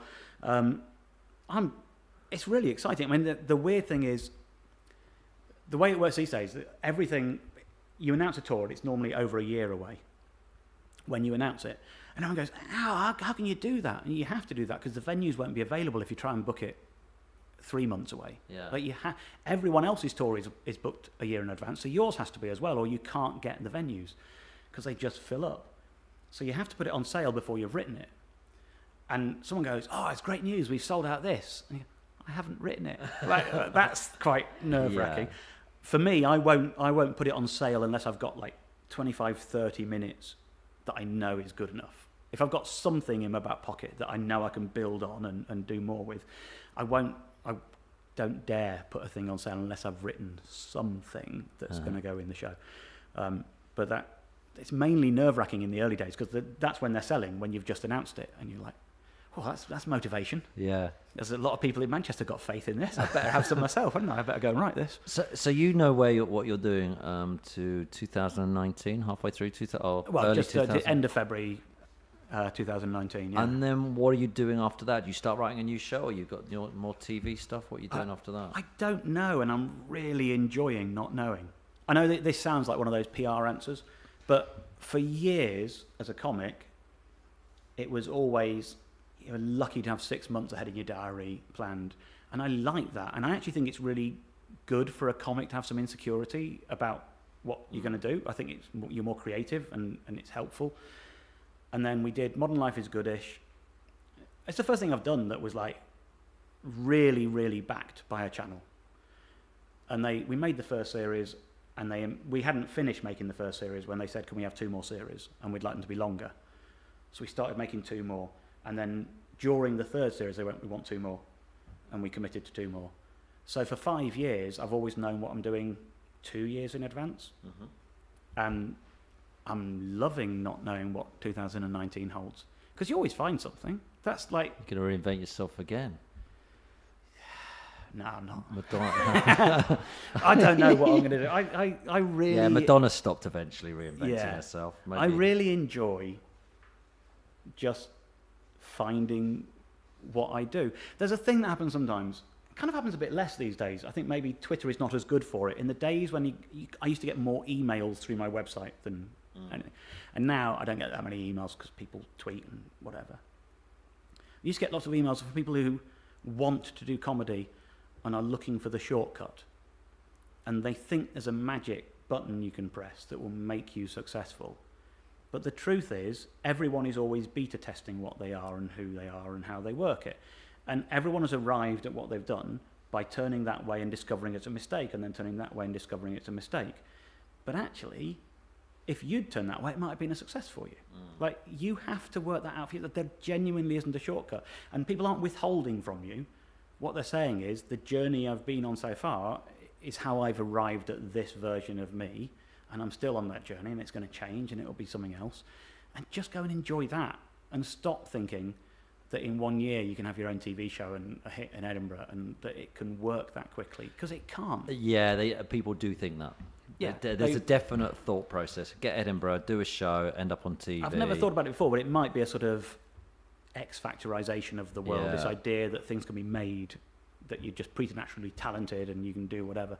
Whereas the truth is, everyone is working at it and everyone is discovering stuff. Think about my career. Basically, if you end up on television and people like you, you're immediately said, you're a TV presenter. Yeah. And I watch so many people on TV and go, oh my God, they've got no skills. Yeah. Which we have to learn. Now, you get someone like, there's a guy called, is his name Rylan? Rylan Clark. Brilliant. Yeah. He has learnt his art. Yeah. He is a great presenter now. He's naturally made for it. You can tell he's learnt. He is really dug in. A lot of them, though, they just turn up and just chat. And you're like, but it's really funny. It's like, what are you going to be? Oh, I'll be a TV presenter then. And it's one of those things that everyone thinks is easy, and yet really talented people aren't very good at it. And I'm not saying I'm good at it, because I'm not a TV presenter. I'm a comic. I do a thing. I'm not a presenter. I don't want to be. I've sort of, it makes me feel a bit insecure if I was doing that. But like, Philip Schofield is just naturally the most comfortable man on camera. Great broadcaster. He is brilliant at it, and he makes it look easy, and he makes everyone think they could do that. Whereas I make it look hard. No, not at all. But Schofield. But then, God, sod you. But come on, who is? That's the thing. Who is Schofield? Like, only he is as comfortable as that on camera, I think. Again, this is sort of a dated reference, but do you remember, like, when Matthew Kelly did You Bet, and he did Through the Keyhole? Not Through the Keyhole. What's the singing show where you do impressions? What was it called? Oh, yeah. Stars in Your Eyes. Stars in Your Eyes. Yeah. It's because they came through a large smoke-filled thing. I was thinking of Through the Keyhole. Yeah. He replaced Bruce Forsyth on You Bet, and he replaced maybe Leslie Crowther on Stars in Their Eyes, and he was better than both of them. He was a more natural presenter. Like, Brucey, brilliant at what he did. Personally, not the most natural presenter, not the most natural person being comfortable as himself on screen, compared to someone with the ease of a Matthew Kelly. I have to disagree with that. You can't bet on it. You can't. Bruce Forsyth was just the greatest. I loved Bruce Forsyth. Yeah. I'm not saying he was a bad presenter. I'm saying someone like Matthew Kelly came along who you wouldn't back him as being better. He was the most natural, comfortable, at ease person. And it's a weird, intangible skill that you can't really teach. But I think the thing with presenters is you watch them, and because they come on your TV, there's some presenters I watch I can't stand. I don't go on Twitter and tell people about it. I just don't watch it. But there's some people I love, some people I hate, and people have that same thing with me. Some people go, I really like you, Tim, and other people go, I cannot stand. You sometimes read it and you think they've watched me for 3 hours not liking me. Turn the channel, for God's sake. Of course. But not everyone's cup of tea. No, of course they're not. And the thing is that people think we might be surprised by that news, as if we don't also sit around going, oh, not that idiot, I hate him. Like, we know that. Telling me doesn't change the world. Like, before I set foot in front of the camera, I knew there was a stranger somewhere who would hate me. Confirming that it's you doesn't change the world for me. It's what I already knew. Somebody loves you.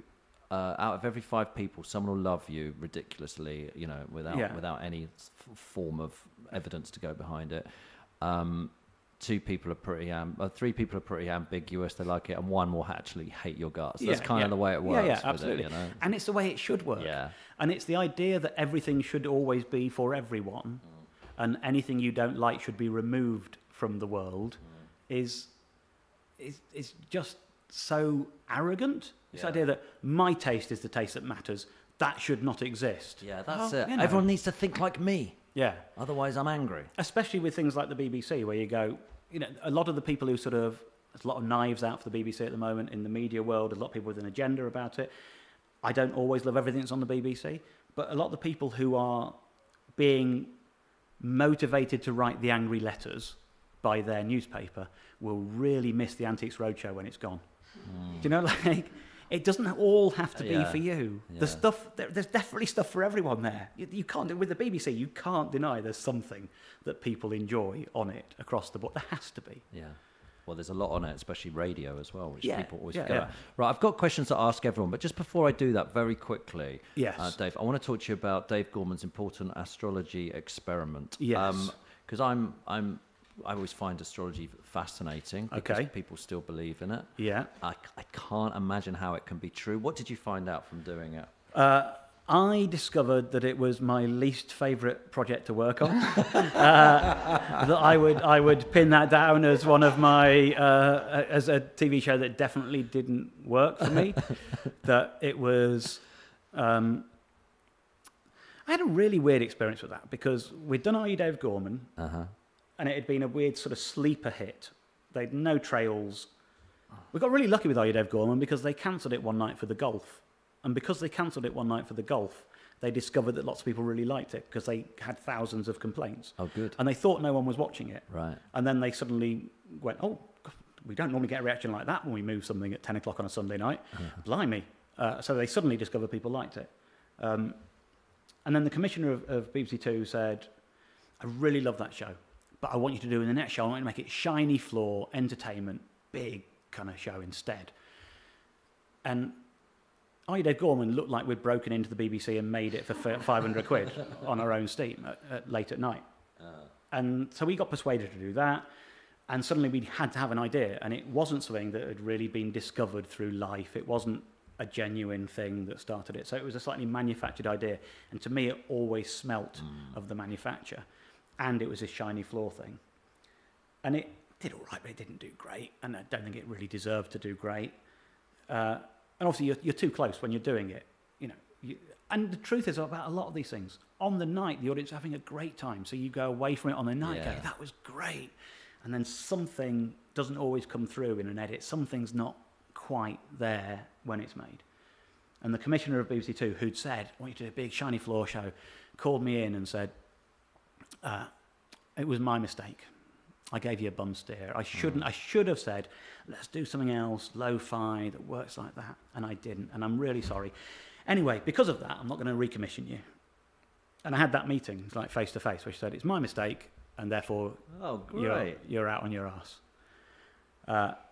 And I went away, and I had a bit of a tough time for a little while. I was a bit like, oh, God, I don't know what to do. I don't know. And then the next thing I did was Google Adventure, and it was fueled a lot by anger, and it was sort of about having a breakdown, and none of what she had said was part of the breakdown. But my God, when it started to work, I was channeling it as revenge to her. Kind of like, this is what you could have had if you'd been fucking polite about it. Like, you idiot. Yeah. And it was bigger than any of the TV shows I'd done. It sold more tickets, and it was just like bigger and more successful, and I toured the world with it. And deep in my gut, somewhere, I was thinking, if you, BBC Two controller, this is what you could have had a piece of if you'd stayed faithful. It was your mistake, how dare you. Anyway, that's what I learnt most from the astrology experiment. But is there any truth in astrology? No, I don't think so for a moment. Because Russell Grant, I love him. He's brilliant. He's such a great guest to have on. And the last time I saw him, I think it was he was doing our star signs on a Christmas special or something, and he said to me, "You're Aries, aren't you, Tim?" And I went, "Yeah, like I care." But he went, "Next year's going to be a really good year for you, by the way." And I went away thinking, "Oh, brilliant!" I don't believe it at all. But Russell Grant telling me next year's going to be good for me made me feel amazing. I did a thing. Well, I believe in it now. When I was promoting the astrology experiment, I did a thing where, with a PR person, a journalist, and a photographer, I went to see 3 different types of psychic. One was reading tea leaves, one was reading a crystal ball, one was reading my aura, whatever it was. And they all knew that it was a PR piece for this show. So being set up with PR, you're going to get a guy, he's going to come in, you read him, and we'll put his version, his view of how it went into the magazine, and at the bottom there'll be a thing saying, Dave Gorman's important astrologer, and it starts on Sunday, whatever it was. So I go around to them, and they were so bad. And you think, that I'm promoting my BBC Two show, and there's a photographer and a journalist, like, there's no hidden camera, I've made a 50 quid appointment, I've come to see you. And they're all as far as I can tell, basically doing cold reading. And so what they would normally do, someone's got in touch with them. So that person has a hole in their life that needs to be filled. Something is troubling them. And they're trying to read what the thing is that's troubling you. Right? Nothing's troubling me. I'm promoting my BBC Two show. Yeah. Right? Life's quite good. Yeah. And they're going, are you having money worries? Well, no. Someone who's just finished filming a BBC Two show generally isn't having money worries. Yeah. Like, how bad at this can you be that even when you know the setup, you can... And I came away from it thinking, they probably believe themselves and they're good at cold reading, but they're not even smart enough to adjust it for this situation where they've got a lot of clues to work with. Yeah. How could you be that bad? Just amazing. Yeah. Right, I've got questions to ask everyone, so I'm going to ask them for you as Okay. well. What one piece of advice would you like to give our listeners that has been invaluable to your life? Always turn up on time and always carry a pencil. Why? Which is advice that was given to me by a guy who used to run a youth theatre I was in when I was like 13, 14. And in his head, he meant you're coming to a rehearsal, you should turn up on time, and you should have a pencil to mark your script and to do a professional job. And I say it to myself, and what I mean is always turn up on time and always have what you need to have with you. Be prepared to do your job. Don't make other people wait. Don't turn up and go, oh, what are we doing again? What's that like? I just think, it's basically be professional and be courteous to other people. There was this advice given to me in TV, and I think it might have been Paul Ross, actually, when I was working on The Big Breakfast, and he was presenting there, but I can't quite remember, so I'll give it to him anyway. And the secret for longevity in TV is always turn up for time and never steal. And never steal. Yeah, and it always used to make me laugh. And he goes, you do that, you got a job in TV for life. And I thought, actually, it's probably true, because a lot of people on TV don't turn up on time. They're very flaky people. So, what mistake do people make? Maybe doing your job or something like that? I think they think there's a shortcut. They think that people think that, and I know some people watching this will go, he's disappearing up his own arse.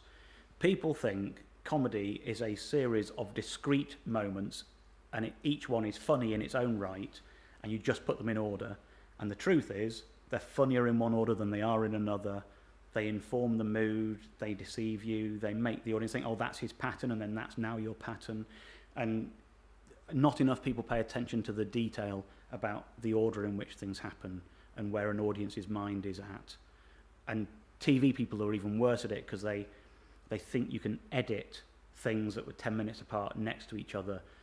And actually, the reason that got a big laugh is not just because that was a funny line, it's because it was the end of this crescendo, and you cut out the middle bit, and at home people are going, they didn't laugh that loud. They did, but not just because of that. Yeah. So that sense that it's all discrete bits and you can just shuffle them around. And like yesterday there was the funniest joke of the Fringe thing, and what is happening today across local radio is people going, these are the funniest jokes of the Fringe, these aren't that funny. Yeah. And they're not, because they've all been removed of context. Yeah. And what they mean is the most quotable joke from the show, the one joke I could take from that show that I could repeat and works on paper. Yeah. It's never what made people laugh the most in that show. It's just BS. That's just like treating it all with disrespect. Again, I repeat, if you ever want to look at somebody take comedy apart and analyse it, Jerry Seinfeld's Comedians in Cars Getting Coffee is just unbelievable. Every week he just wants to take joke and how it's just amazing watching it. It's like a masterclass in a really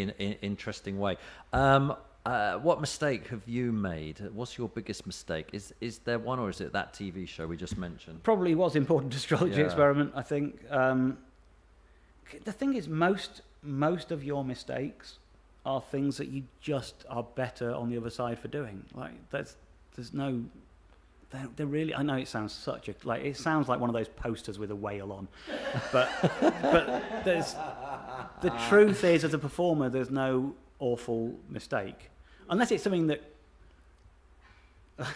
There was a musical once that Ruth Maddock was appearing in, and she's a brilliant performer of musicals, and she went on Wogan and sang off key, and the musical died the next day. Right, that's a mistake. Yeah. That's affected something in a big way.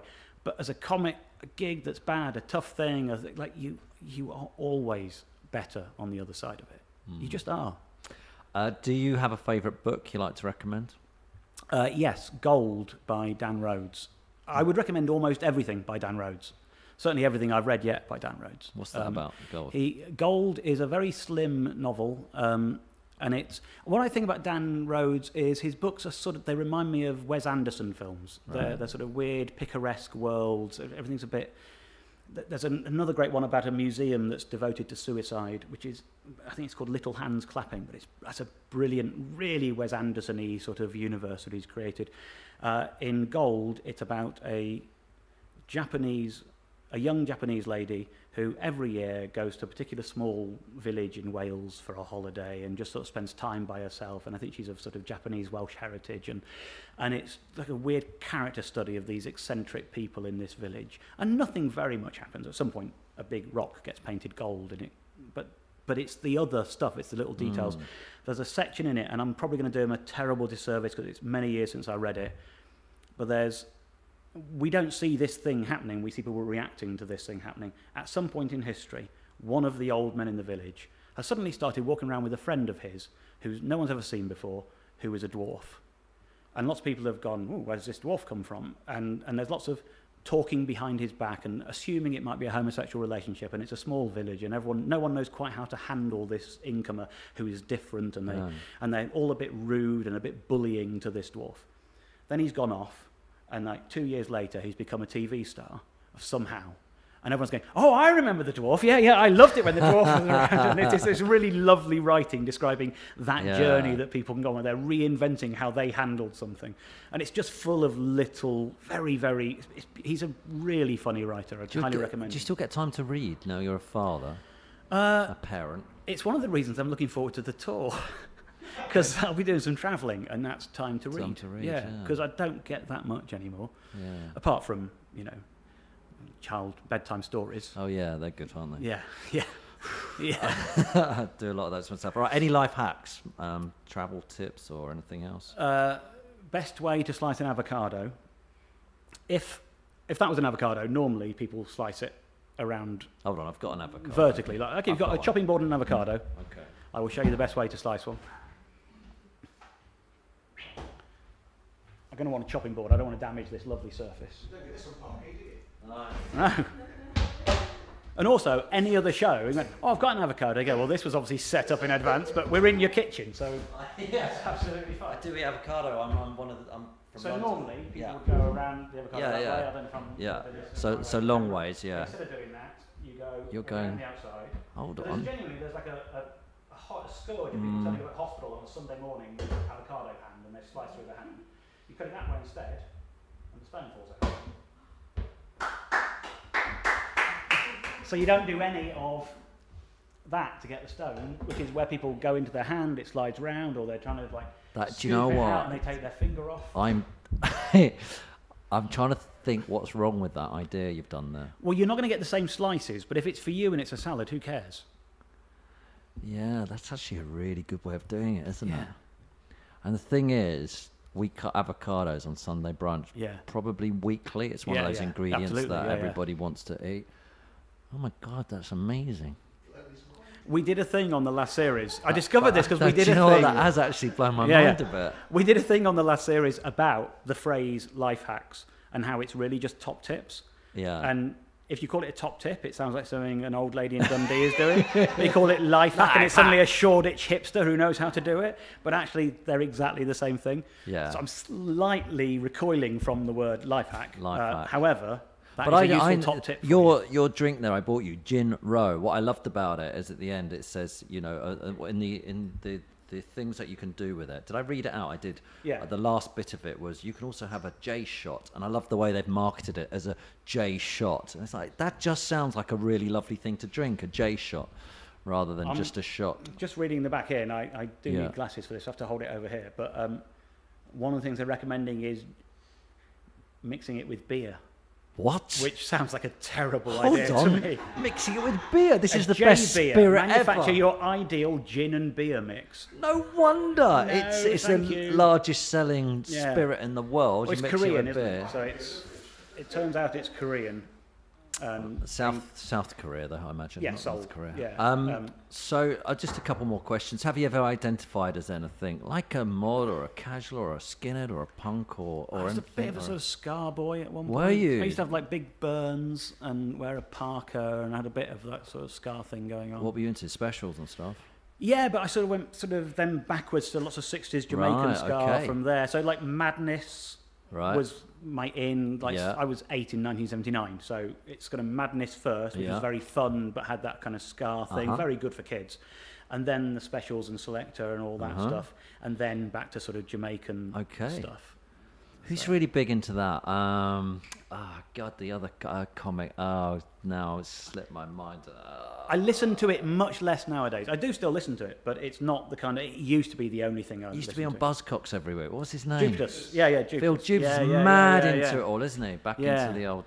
Phil collects badges, and I found a load of old badges recently, and I sent them to him, and a lot of them are like Scar things, and there was like a New York company that used to make Scar, that I used to import stuff, and... like we have a big crossover in our tastes on music. Yeah, I do like all the ska, but it's more the Specials type stuff. All right, what's it like being famous? I genuinely wouldn't know. Oh, come on. No, I genuinely don't think I am. What, people must stop you all the time? A little bit, but it's tiny, and it is... The thing, I've always thought it was really terrible to be so famous. Bernard Manning famous. The worst kind of famous would be people who don't even watch what you do know who you are. David Beckham. Yeah, like Chris Evans at one point. You know, like when he was old and leaving his Radio 1 show, front page of the tabs, that sort of thing. And my dad would go, "Oh, I don't really like that Chris Evans chap."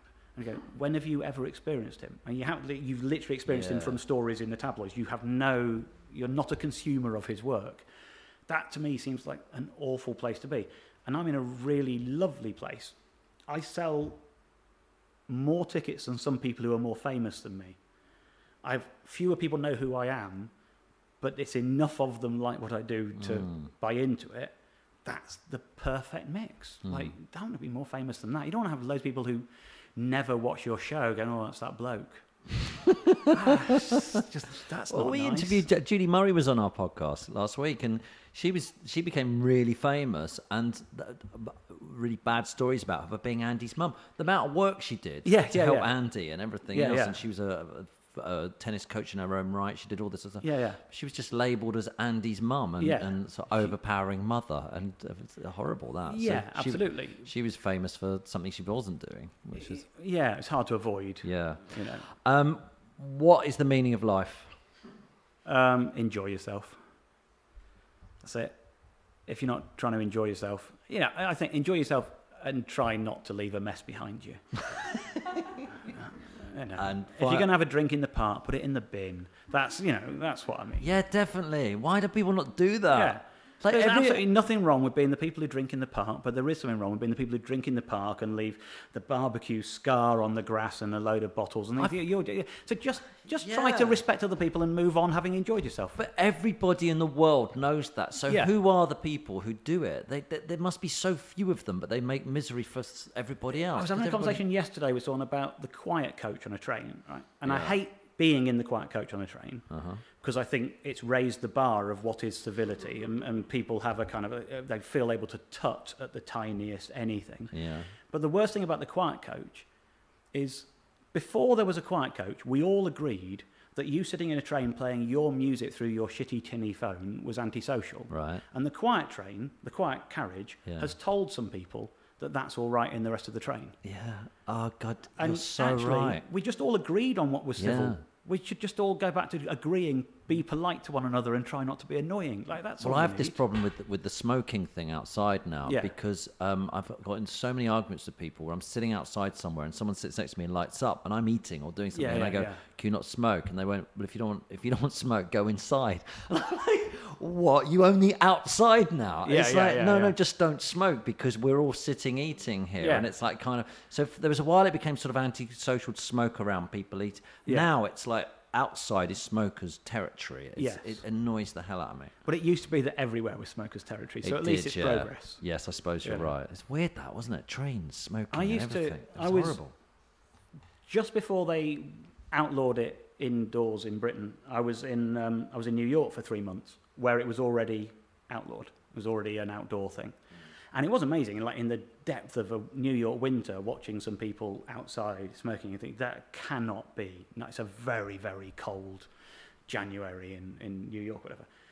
But I got used to it, and I came home, and the first night I went out back in London, having had 3 months of it not happening, the next morning was the first time I'd ever been aware that my clothes stank after a night out. And I go, oh, for years I did that, and I never noticed, because that was just the background radiation of life.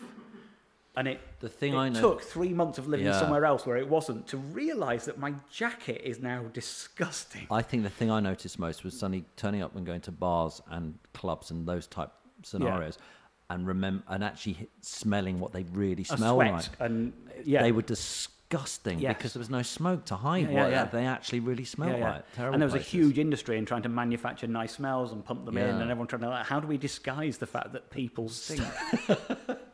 Final question: is there an afterlife? No. I'll give you the same answer as before. Enjoy yourself and don't leave a mess. Well, what's the point of it all then, Dave? Why does there have to be a point to it? Well, because otherwise, what's the point in just waking up in the morning? Well, if that's how you feel, then don't wake up in the morning. Enjoy yourself and don't leave a mess. That's the same thing. You don't have to get up and do anything, but isn't it nice that you enjoy stuff? Yeah, well, that's the point. Yeah, but if there's nothing to go on to, then I don't know. Is there? I don't want it to be anything to go on to. No, I don't, and I don't want to have left a mark on the earth. I'd like nobody to know who I was the day after I've gone. I just enjoy yourself. Like, do it for yourself. Really? What sort of funeral? I don't want my kid to forget me, you know. Yeah. But I don't care about this like doing anything. I like this idea, which things must last. Or I like the idea of the 24-hour funeral. That Bowie had it, Prince had it, those sort of things. I don't think we're allowed to do it over here. Whereas you just get taken immediately and then you're cremated. And then people just remember you in their own way or have a drink somewhere. You don't go through that whole horrific thing of watching someone go in a hole or be buried or whatever. I quite like the idea of that, but it's not very popular at the moment. Just no, you're dead, get on with it. Yeah, I think you got to. Other people want to get there who can't get there that quickly. I think you've got to have a little bit of time for people who want to pay their respects to do so. You do? Yeah. I've always, it's not I ever look forward to a funeral, but I've never been to a bad one. Like, they're always really healing. There's something cathartic and good about it. And when you're having a wake later and you're okay, all right, a bit I get drunk. that. Perry Grayson's doing a series on this, isn't he? It starts maybe this week. I look forward to that. I think he's brilliant. He's an example of someone who's just landed as a prespresenter. Who thought the guy from the Turner Prize pottery guy would going to be a natural presenter? So good on camera. And his thought process is brilliant. That's why his art's fantastic. Absolutely. But he's talking about momentous points in your life: births, marriages, deaths. There was another one, and he's going to discover what they're like in all different areas of the world and how we see it. And maybe it's a problem in the West that we're getting rid of those things with our secular society. So he's going to discuss that. I'm interested in that. The last funeral I went to was my father's. It was long enough ago for me to feel completely comfortable talking to you about it. And afterwards, I won't say who, but a member of my family, with a younger member of my family, came up to me and went, "He really likes what you do. I don't." I was saying, critiquing at your dad's funeral. What made you think that was the appropriate thing to say? I buried my dad a few hours. What are you doing? And it was so freeing because it was so ridiculous to put that into. You have no manners whatsoever. This is incredible.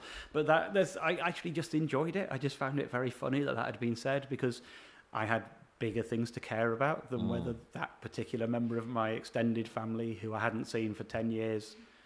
It is strange though. On our lives, we work in a career where everyone will have an opinion on what you're doing. Other people don't have that in their lives, you know. You don't say to the postman, "I'm not sure I like the way you're doing this." Whereas I get it all the time. People go, "Do you want to know what I think?" And I'm like, "No, I don't care." Yeah. But they're like, "No, I'm going to tell you. I'm going to tell you that you made a mistake leaving Soccer AM." I was like, "It was 10 years ago." You know, Christ, move on. Well, your career's never been the same since. Yeah, Really? Yeah. Thank you. It's like all the time I get that sort of stuff. Yeah, and now you just, you've been reduced to a shitty podcast in your kitchen. Well, I mean, come on, man. They've got a point. It's very You used to be true. on proper telly, not this kind of stuff. What are you doing? Crap, innit? Yeah. Dave, thank you very much. On that note, it's my pleasure too. I was going to promote your tour, but making that. If people want to follow you, where do they go to? DaveGorman.com. All the tour dates are on there. I think we start September the 5th, so it's imminent. And I'm on Twitter at Dave Gorman. And Are you doing Instagram yet? sort of, but don't really do it. Right, I have one, okay. I don't do it. All right. I've So put about 5 things on there. Twitter or DaveGorman.com. Yeah. Brilliant. Thanks a lot. It's my pleasure. Thanks, mate.